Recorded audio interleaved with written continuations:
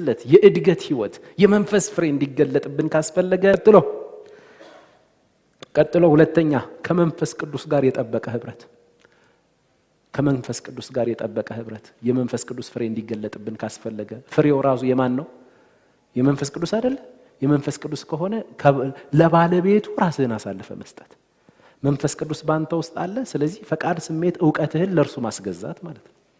መንፈስ ቅዱስ ባንተ ውስጥ እንዲሰራ የህይወት ለውጥ እንዲያመጣ የጽድቅና የቅድስና ህይወት እንዲገለጥብህ በራስህ ምንም ነገር ማድረግ እንደማትችል የመንፈስ ፍሬን በራስህ ብቃት ማምጣት እንደማትችል ሃይማኖታዊ ስርዓትን በመፈጸምና ህግጋትን በመጠበቅ የመንፈስ ፍሬን ማምጣት ስለማትችል በውስጥህ ላለው ለፍሬው ባለቤት ለመንፈስ ቅዱስ ፈቃድ፣ ስሜት፣ ዕውቀትን ምን ማለት ማስገዛት። ለዛም ነው ገላትያ ምዕራፍ 5 ቁጥር 18 ላይ በመንፈስ ምን እንድንል ይመክረናል? እንድንመላለስ በመንፈስ ቅዱስ ተመላለሱ፣ በመንፈስ ቅዱስ ተመሩ። በመንፈስ ቅዱስ መመላለስ፣ በመንፈስ ቅዱስ መመራት፣ በመንፈስ ቅዱስ ቁጥጥር ስር መሆን የመንፈስ ቅዱስ ፍሬ እንዲገለጥብን ያስፈልጋል። ለዛ ነው ወደ መንፈስ ቅዱስ ፍሬ ከመሄዱ በፊት በመንፈስ ብትመሩ ግን ከህግ በታች አይደላችሁም። ቀጥልና ቁጥር 25 ላይ ይሄድና ደግሞ በመንፈስ ብንኖር በመንፈስ ደግሞ ምን እንላለን? እንመላለሳለን። የመንፈስ ፍሬን ከዘረዘረ በኋላ በመንፈስ ብንኖር በመንፈስ ደግሞ ምን እንላለን? እንመላለሳለን። በመንፈስ ቅዱስ ለመመላለስና በመንፈስ ቅዱስ ለመኖር ደግሞ በመንፈስ ቅዱስ ቁጥጥር ስር መሆን። በመንፈስ ቅዱስ ተሞሉ ይላል መጽሐፍ ቅዱስ። በመንፈስ ቅዱስ ተሞሉ ይላል። በመንፈስ ቅዱስ መሞላት ማለት አንተ ጎዶሎ ሆነ እሁድ ና ስትለው ዘሎ የሚገባብህ የሆነ ነገር ይኖራል ማለት ሳይሆን በውስጥ ኢየሱስ ክርስቶስን ባመንክበት ቅጽበት አንተ ውስጥ የመጣ መንፈስ ቅዱስ አለ። ባንተ ውስጥ እየኖረ ያለ መንፈስ ቅዱስ አለ። ለዚያ ንጹህ መንፈስ፣ ለዚያ ቅዱስ መንፈስ ፈቃድ፣ ስሜት፣ ዕውቀትህን ማስገዛት የራስህን ምርጫ፣ የራስህን ፈቃድ፣ የራስህን ሐሳብ ለርሱ ምርጫ፣ ለርሱ ፈቃድ አሳልፈ መስጠት። ያ ማለት ደግሞ መንፈሳዊን ህይወታችንን ብቻ ሳይሆን ስጋዊውንም ህይወታችንን የሚመለከት ነው። መንፈስ ቅዱስ እዚህ ጋር ያገባዋል እዛ ጋር አያገባውም አይባልም። መንፈስ ቅዱስ ለእያንዳንዱ ዕለት ተዕለት የምድር ኑሯችን ያስፈልገናል። በጣም መንፈስ ቅዱስ ትዝ ሊለን የሚገባው መንፈሳዊ ነገር ስናስብ ብቻ መሆን የለበትም። መንፈስ ቅዱስ ትዝ ሊለን የሚገባው ልሳን የሚባለውን ነገር ስናስብ አይደለም። ብዙ ሰው ትዝ የሚለው መንፈስ ቅዱስ ልሳን ላይ ቸርች ሲመጣ ሲዘመር ወይም ሲጸለይ መንፈስ ቅዱስን እየጋበዛችሁ መንፈስ ቅዱስን የሚል ቋንቋ ሲሰማ በቃ እዛ አካባቢ ብቻ የሚገኝ ይመስለዋል። አይደለም። in everywhere የትም ቦታ anytime በየትኛውም ሰዓት መንፈስ ቅዱስ ያስፈልገናል። መንፈስ ቅዱስ የርሱ እርዳታ፣ የርሱ ሐልወት፣ የርሱ እገዛ ያስፈልገናል። ቅዱስ አለበለዚያ በጣም ደካሞች ነን። እስራኤላውያንን ቀን በደመና አምድ ማታ ደግሞ በእሳት አምድ ሆኖ ወደ ከነዓን ምን ይላቸው ነበር? ይመራቸው ነበር።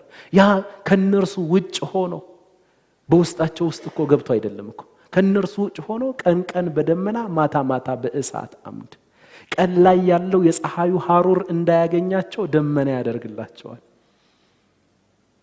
ማታ ላይ ደግሞ ከምድረ በዳው የሚመጣ ቀዝቃዛ ነፋስ ደግሞ እንዳያገኛቸው ደግሞ በእሳት አምድ ሆኖ ደግሞ ይጋርዳቸዋል።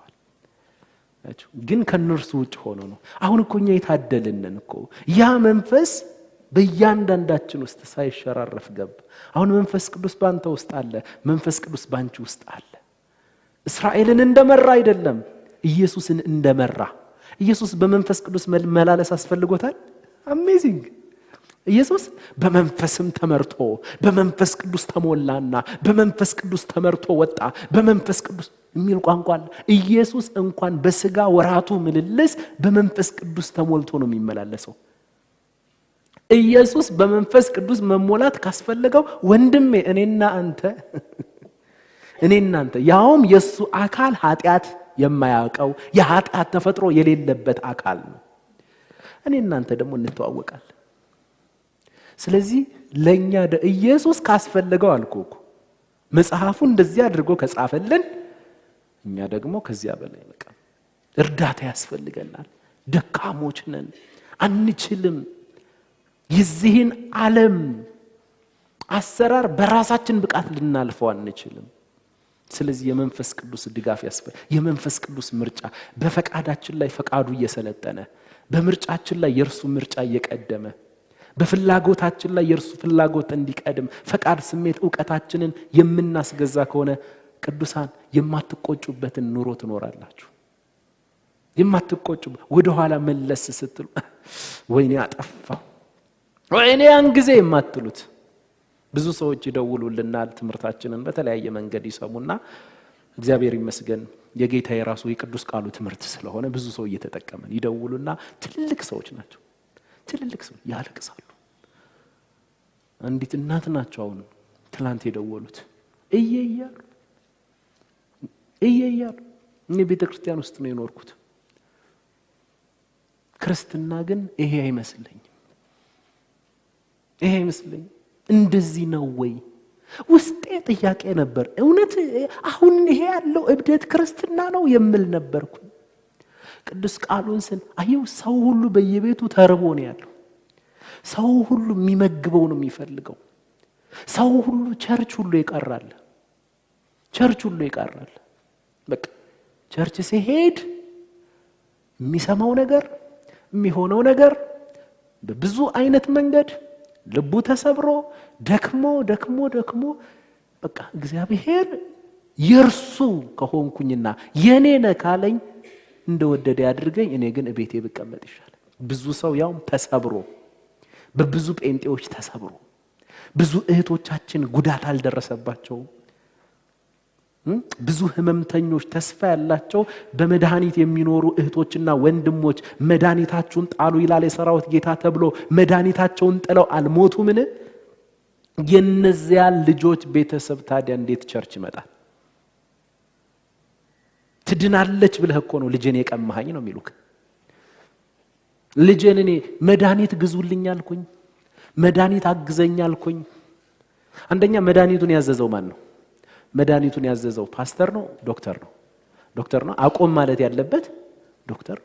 ሲጀመር በመድኃኒትስ መኖር አይቻልም? አንዳንዴ ጌታ በቃ በዚህ ነው የምትኖረው ካለስ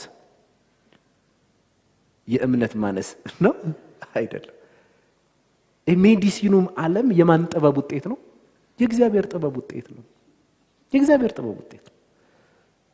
ስለዚህ በመንፈስ ቅዱስ መመላለስ ከጥፋት ይታደጋል።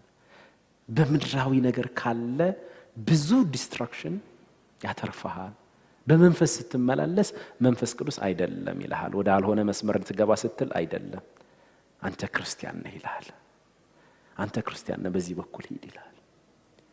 በዚህ በኩል ትለመልማለህ። በእግዚአብሔር የሚታመን እምነቱ እግዚአብሔር የሆነለት ሰው ብፁዕ ነው አለ። በውሃ ዳር እንደተተከለና ስሩንም ወደ ወንዝ እንደሰደ። በውሃ ዳር የእግዚአብሔር ቃል ነው። ወንዝ የሚለው ደግሞ ማን ነው? መንፈስ ቅዱስ። ስሩንም ወደ ወንዝ እንደሰደደ በምድረ በዳ ጊዜ እንደማይሰጋ በምድረ በዳ ጊዜ እንደማይሰጋ ፍሬ ማፍራቱንም እንደማያቋርጥ ለምለም ሆኖ እንደሚኖር ዛፍ ነው ይላል። ሃሌሉያ። በመንፈስ ቅዱስ መመላለስ በደረቁ ዘመን በደረቁ ምድር ግራ በሚያጋባው ዓለም ላይ ለምልመህ ትኖራለህ። ለምልመህ የእግዚአብሔር መንፈስ እኮ ነው ባንተ ውስጥ ያለው። ገነትን ያለመለመ ያ ወንዝ ኤደን ገነት ላይ አንድ ወንዝ ይወጣል አይደል? አንድ ወንዝ ነው የሚወጣው። ከወጣ በኋላ ለስንት ይከፈላል? ለአራት ይከፈላል። ተመልከት፣ እንመጣበታለን። ቀጥሎ ያለው ከሱ ሐሳብ ጋር ስለሚገናኝ መንፈስ ቅዱስ ባለበት ቦታ ሁሉ ልምላሜ አለ። መንፈስ ቅዱስ ባለበት ቦታ ሁሉ ኮንፊውዥን የለም። መንፈስ ቅዱስ ባለበት ቦታ ሁሉ ኢየሱስ ደምቆ ይታያል። መንፈስ ቅዱስ ባለበት ቦታ ሁሉ ስጋ ለባሽ ሁሉ ከኢየሱስ ጋር እኩል አይሰለፍም። መንፈስ ቅዱስ በብዙ አቅጣጫ ለመንፈሳዊ ህይወታችን አጋዣችን፣ ጰራቅሊጦስ የሚያግዝ፣ የሚረዳ፣ የሚያጸና፣ የሚያበረታ፣ የሚያስተምር ጰራቅሊጦስ ይለዋል። ጰራቅሊጦስ ስንጸልይ ያስፈልገናል። መንፈስ ቅዱስ ለጸሎት ያስፈልጋል። እንዴት መጸለይ እንዳለብን አናውቅም። ነገር ግን እንደ እግዚአብሔር ፈቃድ መጸለይ እንድንችል መንፈስ ቅዱስ በማይነገር መቃተት በእኛ ውስጥ ምን ይላል? ቃተታ ይማልዳል። ስለዚህ ለጸሎት ማን ያስፈልገናል? መንፈስ ቅዱስ። በመንፈስ ቅዱስ እየጸለያችሁ አለ ይሁዳ። በመንፈስ ቅዱስ እየጸለያችሁ በልሳን እየጸለያችሁ ማለት አይደለም። ጴንጤው እንደዛ አድርጎ ተርጉሞታል አንዳንድ መጽሐፍ። አይደለም። በመንፈስ ቅዱስ ቁጥጥር ውስጥ ሆናችሁ ምን እያላችሁ? እየጸለያችሁ። በመንፈስ ቅዱስ ቁጥጥር ውስጥ ሆነ ጸሎትን ከመንፈስ ቅዱስ ሲሆን ነው ውጤታማ የሚሆነው። አለበለዚያ ሃይማኖት ውስጥ የገባ ሰው ነው የምትሆነው። በየሃይማኖቱ ጸሎት አለ የለም? አለ እኮ። እስልምና ውስጥ ምን አለ? ጸሎት አለ። በየሃይማኖቱ ሂንዱይዝም ውስጥ ምን አለ? ጸሎት አለ። ጸሎት አለ። ምንድነው የነበርንበት ቤተ እምነት ካቶሊክ፣ ኦርቶዶክስ ውስጥ ጸሎት አለ። ከጸሎት አልፎ የጸሎት መጽሐፍ ሁሉ ይዘዋል። በቃ እንዳረሳ ብለው በጸሎት መጽሐፍ ይደግሙልህ ማለት ነው። አይ መንፈስ ቅዱስ ከሌለ መጽሐፍ ትይዛለህ። የጸሎት ራሱ መንፈስ ቅዱስ ከሌለ የጸሎት መጽሐፍ ትይዛለህ። የጸሎት መጽሐፍ ጸሎት ይዘጋጅልሃል። የዘወትር ጸሎት አለች። አሁን ስንት ብር እንደገባች አላውቅም። ቁጭ መሬት ላይ ታገኝ በየቤተ ክርስቲያኑ ወይም በየምኩራቡ በር ላይ ታገኛለህ። የዘወትር ጸሎት እሷን ትገዛለህ። የሚየምስላለ ፊት ለፊቱን ወደዛ ታደርጋለህ። ኪስ ውስጥ ታስገባለህ። እሷ የምትከላከለውን ትከላከላለች። አንተ በጸሎት መትጋት ነው። መንፈስ ቅዱስ ከሌለ ክርስትና ውስጥ ስትመታ ግን የጸሎት መጽሐፍም የለም። እንዲህ ብለህ ጸልይ የሚልክ የለም። ማነውራ የሚመራህ የህይወት ውሃ ወንዝ የሆነው መንፈስ ቅዱስ። በመንፈስ ቅዱስ የጸለያችሁ ጸሎትህን በመንፈስ ቅዱስ፣ መውጣት መግባትህን በመንፈስ ቅዱስ፣ ዝማሬህን በመንፈስ ቅዱስ፣ እንቅስቃሴ ሁሉ በመንፈስ ቅዱስ። መንፈሳዊው ነገር ብቻ አይደለም፣ ስጋዊው ነገር ራሱ በማን? በመንፈስ ቅዱስ። በእርሱ ታምናችሁ እርሱ በእናንተ ውስጥ አንዳች እንዲሰራ ማድረግ። ሮሜ ምዕራፍ 8 ቁጥር 14 ላይ በእግዚአብሔር መንፈስ የሚመሩ እነዚህ የማ ልጆች ናቸው? የእግዚአብሔር ልጆች ናቸው። እዛ ቦታ ላይ ግን የእግዚአብሔር ልጆች ናቸው የሚለው ሂዮስ የሚለውን የግሪኩን ቋንቋ ነው የሚጠቀመው። ምን ማለት ነው? እዚያ ቦታ ላይ ምን ይላል መሰላችሁ? ወይም በትክክለኛው አማርኛ በእግዚአብሔር መንፈስ የሚመሩ እነዚህ የበሰሉ የእግዚአብሔር ልጆች ናቸው። አያው ያልበሰሉትስ እንደ ደስ እንዳላቸውና እንደመሰላቸው ነው የሚመሩት። በቃ በራሱ አብዛኞቻችን በራሳችን ነው የምንመራው። መንፈስ ቅዱስ ትዝ የሚለኝ አንዳንድ ጊዜ ሄደን ስንጋጭ ነው።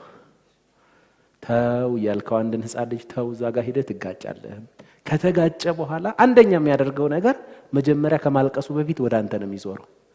ለምን? ምን ብለህዋል? መጀመሪያ ተው ብለህዋል። ጥፋት እንደሆነ ስለሚያውቅ ወደ አንተ ይዞራል፣ ያለቅሳል። አትፈርድበትም፣ አትጨክንበትም። ልጅ ስለሆነ ታመጣው። እንደዛው ሁሉ መንፈስ ቅዱስ ተው እንደዚህ አይደለም አይደለም። ዋናው እኔ አውቃለሁ፣ በቃ እኔ አውቃለሁ፣ አልሰማህም። ሄደን ስንጋጭ መንፈስ ቅዱስ እጄን ያዘኝ የሚል መዝሙር፣ አውጣኝ ከዚህ ሰፈር የሚል መዝሙር፣ እርዳኝ እንጂ ብለን እንጮሃለን ወደሱ። ያው መቼስ አይጥለንም፣ እሱ እንደገና ይመልሰናል። ግን የበሰሉ የእግዚአብሔር ልጆች በምን ይታወቃሉ ሲባል በመንፈስ ቅዱስ ነው የሚመሩት። እያንዳንዱን በመንፈስ ቅዱስ ኃይል፣ በመንፈስ ቅዱስ ምሪት፣ በመንፈስ ቅዱስ ቁጥጥር ስር በመሆን ፈቃድ፣ ስሜት፣ ዕውቀታቸውን ለመንፈስ ቅዱስ አስገዝተው ይንቀሳቀሳሉ። የመንፈስ ቅዱስ የሰማይ ሐሳብ በሕይወታቸው ምን ይላል? ይፈጸማል። ስለዚህ ከመንፈስ ቅዱስ ጋር የጠበቀ ህብረት ያስፈልገናል። አንድ ልጨምር። የመንፈስ ቅዱስ ፍሬ እንዲገለጥብን ካስፈለገ በቤተ ክርስቲያን ጉባኤዎች ከቅዱሳን ጋር መትጋት፣ በቤተ ክርስቲያን ጉባኤዎች ከቅዱሳን ጋር መትጋት ያስፈልጋል። የቤተ ክርስቲያን ጉባኤዎች የሚባሉት ስንት ናቸው? 4 ናቸው። ሐዋርያት ሥራ ምዕራፍ 2 ከቁጥር 42 ጀምሮ ያመኑትም ተጠመቁ፣ የተጠመቁትም ከሌሎች ደቀ መዛሙርት ጋር ሆነው ከሌሎች አማኞች ጋር ሆነው እንጀራ በሐዋርያት ትምህርት። የመጀመሪያው ጉባኤ ምንድነው ማለት ነው? የሐዋርያት እንደዚህ አይነት ትምህርት ጸጋ ያለው ሰው እንደነ ጴጥሮስ አይነት፣ እንደነ ጳውሎስ አይነት፣ እንደነ በርናባስ፣ እንደነ ጢሞቴዎስ አይነት ሰው ይቆማል፣ ቃሉን ያካፍላል፣ ያስተምራቸዋል። የሐዋርያት ትምህርት ማለት ነው። የሐዋርያት ትምህርት ቀጥሎ ደግሞ በየቤታቸው ባሉበት ቦታም የእግዚአብሔርን ቃል ደግሞ ማጥናት፣ እሱም በጣም ይበረታታል። እዛ ቦታ ላይ ነው የምትሰራው። ስለዚህ የመጀመሪያው በሐዋርያት ምንድነው? ትምህርት፣ በቅዱስ ቃሉ ይተጋሉ። ቅድም ደግሞ አይተናል ቃሉ ምን ያህል እንደሚያሳድግ።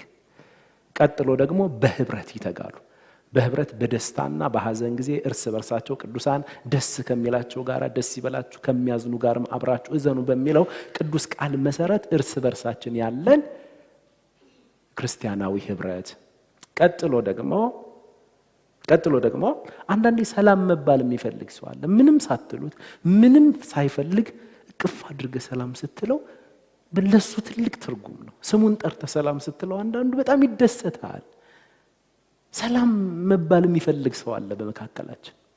ሰላም መባባል፣ ሃይ መባባል፣ መተዋወቅ፣ ወንድምን በስነ ስርዓት ሰላም ማለት፣ እህትን በስነ ስርዓት ሰላም ማለት፣ ክርስቲያናዊ በሆነ ሰላምታ በተቀደሰ አሳሳም ተሳሳሙ ወይም ሰላም ተባባሉ ይላል መጽሐፍ ቅዱስ። ይስ ምን ያህል አሁን አለቀ ሲባል ግር ብለን ነው ከጎናችን ማን ይኖር ማንን አለቀ። ለምንድን ነው አንዳንዴ ሃይ ማንባባለው?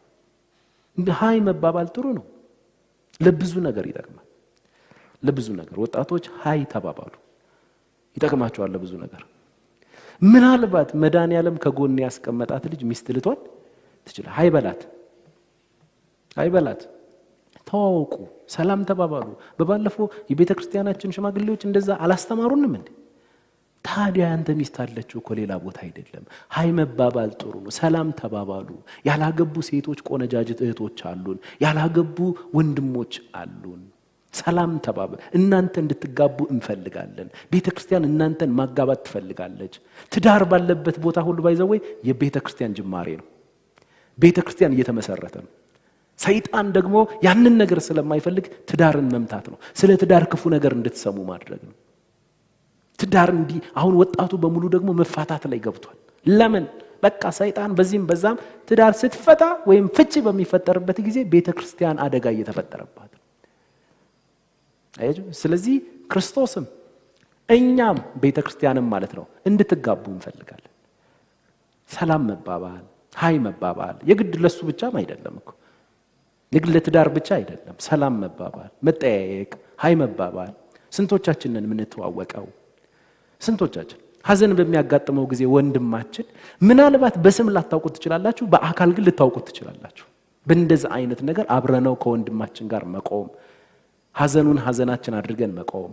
ጌታ ኢየሱስ ክርስቶስ 2 ቦታ ሄዷል። መጀመሪያ የሄደው የመጀመሪያ ክብሩን የገለጠው የት ነው? ሰርግ ቤት ሄዷል። ሰርግ ቤት። ስለዚህ ቅዱሳን በሚሆንላቸው የደስታ ቦታቸው ሁሉ አብረናቸው ልኖር ኢየሱስ ከሄደ አንተ ማትሄድበት ምክንያት የለም። በሰርጋቸው፣ በመርቃታቸው፣ በሚያስደስታቸው ነገር እንደዛ ስላችሁ ደግሞ ሳትጠሩ ዝም ብላችሁ ሂዱ ማለት አይደለም። ሳትጠራ በየቤቱ አይደለም። እንደዛ አንደርስታንድ ታደርጉኛላችሁ አይደል? አዎ። ዛሬ አብትሽ ዝም ብላችሁ ሂዱ ብሎናል ብላችሁ ደግሞ ነገ እንዳትጀምሩ። እንደዛ አይደለም። በቃ የተዋወቃችሁት ያ ሰው በደስታው ጊዜ በተለይ ደግሞ ምናልባት እንደው ሁላችን ሳንጠራ መሄድ ያለብን ወንድማችን ባዘነበት ሰዓት፣ በሐዘን ሰዓት፣ በቀብር ሰዓት ላይ መጠራት የለብህ። በቃ ሄደ ልታጽናናው ትችላለህ። በዛ ሰዓት ላይ ችግር የለም። በችግር ሰዓት ላይ፣ በሐዘን ሰዓት ላይ አብረን ነውናል። ጌታ ኢየሱስ ክርስቶስ ሁለተኛ የሄደው ሐዘን ቤት ነው አይደል?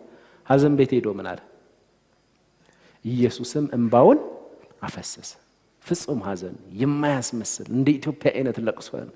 አልሰማውም ነበር። አሁን በቅርብ እኮ አይቼው ነበር። አልሰማውም ፉገራ ብዙዎችን አይቻለሁ። አበሻ ሲያለቅስ በቃ የሚያለቅሰው ቤተሰቡ ብቻ ነው። በቃ አብዛኛው ግን በቃ እስከ ድንኳኑ ሊደርስ አካባቢ ላይ በቃ ያችን የሞተችውን እህታችንን እየቦጨቁ ነው የሚመጡት። እያማት እንዲህ አቅለብልቧት ነበር ይበላት። እኔማ እንዴ እንደሆነ ነገር እኮ ነው ያደረጋት ምናምን እያሉ ይመጡና ድንኳኑ አካባቢ ላይ ሲል አልሰማውም ደረታቸውን ይለቃሉ። ምንድነው ይሄ? ፈጽሞ መጽሐፍ ቅዱሳዊ አይደለም። አድካሚ አጽናኞች ናቸው እነዚህ መጽሐፍ እንደሚለው። ስለዚህ እኛ ሐዘናችንም ተገቢ በሆነ ያለ ማስመሰል ያለ ግብዝነት ሐዘንን ትገልጣለህ። አለቀ። ሐዘንን ትገልጣለህ። መጽናናት እንዲሆንለት ትጸልይለታለህ። ካለበት ሐዘን እንዲወጣ ትጸልይለታለህ። ስለዚህ በሐዘንም በደስታም ደስ ከሚላቸው ጋር አብራችሁ ምን ይበላችሁ? ደስ ይበላችሁ። ከሚያዝኑ ጋር አብራችሁ እዘኑ ተብሎ ተጽፏል። ስለዚህ በቤተ ክርስቲያን ጉባኤዎች ሁለተኛው በህብረት ነው። ሶስተኛው ደግሞ እንጀራውን በመቁረስ የጌታ እራት ስነ ስርዓትን በመፈጸም የጌታ እራትን በመቁረስ ማለት ነው። ስለዚህ እሱ ዊክሊ እሁድ ይሄው ትምህርቱን ጀምረናል። ስንጨርስ የጌታ እራት እንቆርሳለን ማለት ነው። የጌታ እራት ስነ ስርዓትን ዊክሊ እንፈጽማለን ገብቶን በመረዳት ውስጥ ሆነን ማለት ነው።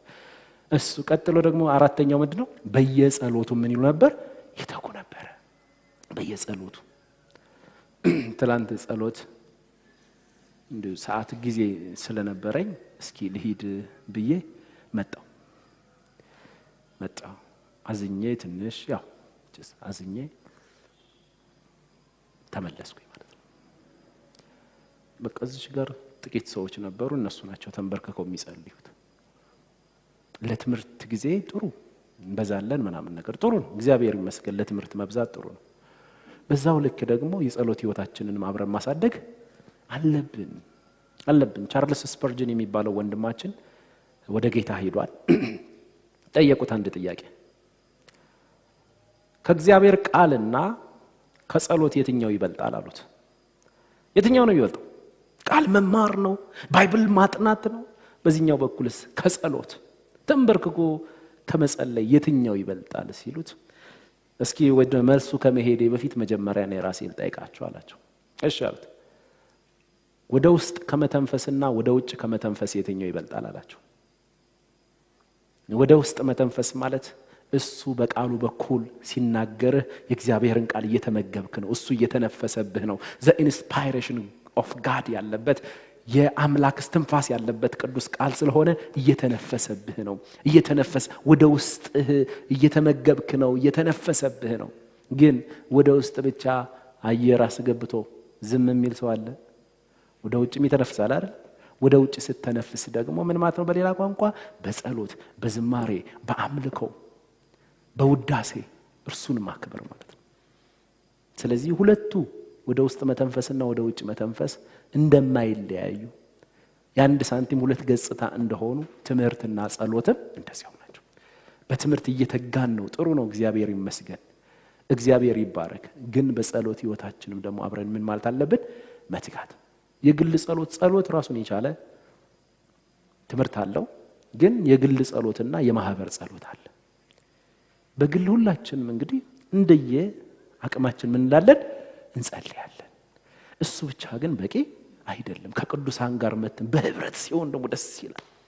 በህብረት ሲሆን መንፈስ ቅዱስ በቃ ሊድ ያደርጋል፣ ጉባኤውን ይቆጣጠራል። በወንድም ጸጋ ትጠቀማለህ። ምናልባት ወንድምህን ጸልይለት ሊለው ይችላል። በዛ ሰዓት ላይ ይጸለይልሃል። አንተም ለሌሎች ወንድም ለሌሎች እህቶች ትጸልያለህ።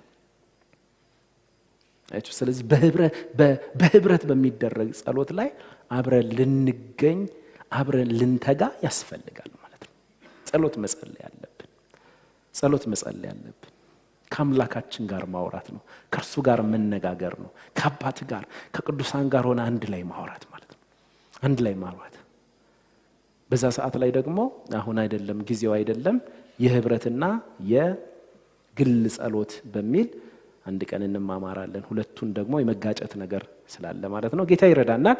ስለዚህ በቤተ ክርስቲያን ባሉ አራቱ ጉባኤዎች ምን ማለት ያስፈልጋል? መትጋት ያስፈልገናል ማለት እነዚህን ነገሮች በተደጋጋሚ ማድረግ ማለት ነው። አራተኛ ከግንዱ ከኢየሱስ ጋር ጤናማ ግንኙነት። ክርስቶስ በእኛ እኛም ደግሞ በማን ስለሆንን? በክርስቶስ ስለሆንን ከግንዱ ጋር ጤናማ የሆነ ግንኙነት። ግንዱ ሁል ጊዜ ምን ይሰጣል? አንተ ምግብ ይሰጣል በመንፈስ ቅዱስ አማካኝነት። ያን ጊዜ የሚገርመው ነገር ብራንቾች ላይ ያለው ፍሬ የግንዱ ነው። የሚገለጠው ግን በምኖቹ ነው? በብራንቾቹ ነው። ስለዚህ እኛ የክርስቶስ ቅርንጫፎች ነን፣ የክርስቶስ ብራንቾች ነን። ግንዳችን ክርስቶስ ነው። ስለዚህ ከእርሱ ምግብን በመንፈስ ቅዱስ እየወሰድን 30 ይሁን 60 ይሁን 100 ፍሬ ይገለጥብናል። በፍሬያችን የክርስቶስ ደቀ መዛሙርት የመሆናችን መታወቂያ ይገለጣል ማለት ነው። እንታወቃለን ማለት ነው። ክርስቶስን የሚመስል ከግንዱ እየተካፈልን ከግንዱ ጋር የተገጠምነን በመንፈስ ቅዱስ የእርሱ ሕይወት ከግንዱ ጋር ጤናማ ግንኙነት ካለን የክርስቶስ ኑሮ የመንፈስ ቅዱስ ፍሬ ይገለጥብናል። አምስተኛ የአሮጌው ሰው የሕይወት ስርዓት እየገፈፉ ክርስቶስን እየመሰሉ መኖር። ክርስቶስን እየመሰሉ መኖር። የአሮጌው ሰው የሕይወት ስርዓት እየተገፈፈ ክርስቶስን እየመሰልክ ያንን መልክ ለመምሰል ከክብር ወደ ክብር መለወጥ የሚለው ነገር ሲመጣ የመንፈስ ፍሬ ምን ይልብሃል? ይገለጥብሃል። ስለዚህ ፈቃድ፣ ስሜት፣ ዕውቀታችንን ለመንፈስ ቅዱስ አሳልፈን ስንሰጥ መንፈስ ቅዱስ በእኛ ፍሬውን ያፈራል። ቅዱሳን መጠንቀቅ ያለብን ነገር እድገት ሂደት እንጂ ምትሃታዊ ነገር አይደለም። እድገት ምንድነው? ሂደት ነው።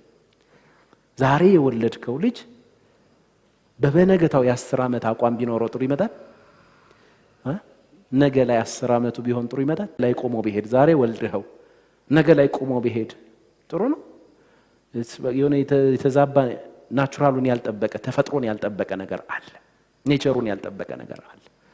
ኦኬ፣ የሆነ ነገር አክት ቢያደርግ በሁለተኛው ቀን ጥርስ ቢያወጣ፣ በሶስተኛው ቀን ቢያወራ፣ በአራተኛው ቀን ቆሞ ቢሄድ፣ በአምስተኛው ቀን ጥሩ ነው? እንደዚህ አይደለም።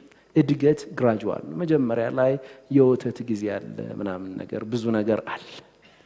ጌታ ብዙ ነገር ሰብስቦልን ነው። ቀስ እያለ ቀስ እያለ ቀስ እያለ ቀስ እያለ አንድ ሕፃን ልጅ ቆሞ ለመንቀሳቀስ እንኳን ብዙ ፕሮሰሶችን ያልፋል። መጀመሪያ ላይ አልጋ ላይ ስታደርገው ወይም ስታስተኛት ወይም ደግሞ ስታስተኛው በፊት ለፊትም ብታስተኛው የማይንቀሳቀስበት ጊዜ ነበረ።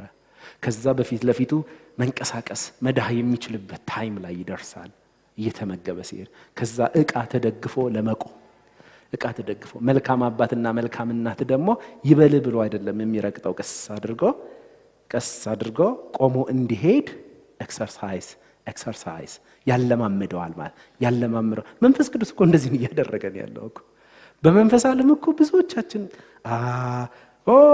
እየተባልክ እኮ ነው። በቃ አንድ ስትረግጥ በቃ ሁለት ስትረግጥ ጌታ ይደሰታል። ጌታ ይደሰታል። አባባ ሐሴት ያደርጋል ቆመ ስትሄድለት። አንተ ለመጀመሪያ ጊዜ አባ ብሎ ተሳስቶም ይሆን ልጁ ወይ እንደዚህ አውቆ ሳይሆን ብቻ አባ የሚል ቋንቋ ቢጠለ አባ ላይ ልጄ ብሎ አካባቢውን ሁሉ ይረብሻል እኮ ኢትዮጵያዊ አባት። ኦኬ። ስለዚህ እግዚአብሔር አባታችን አንተ ተፈጥሮ እንደሚያስተምረን እንደዛው ደግሞ እንደምትደሰተው አባባ ይደሰታል። ከዛ በኋላ ወደ ጥንካሬ ጥርስ ወደ ማውጣት፣ ወተትን ወደ ማቆም፣ አጥንትን ወደ መቆርጠም ስትሄድ ያ መንፈሳዊ ምን ውስጥ ገብተሃል? ማቹሪቲ ውስጥ ገብተሃል። ከህፃንነት ሰፈር ወጥተሃል። ልጅ ሳለው እንደ ልጅ አስብ ነበር አለ። ጎልማሳ ስሆን ግን የልጅነትን ጸባይ ምን ብያለሁ? ሽር ያለው የልጅነት ባህሪ አሁን በእኔ አይታይም። ቢኮዝ አም ማቹርድ አለ ሐዋርያው። እንደዚሁ እኛም ደግሞ የልጅነትን ጸባይ ሽረን ወደ ማቹሪቲ ወደ ብስለት ደረጃ መሄድ አለብን።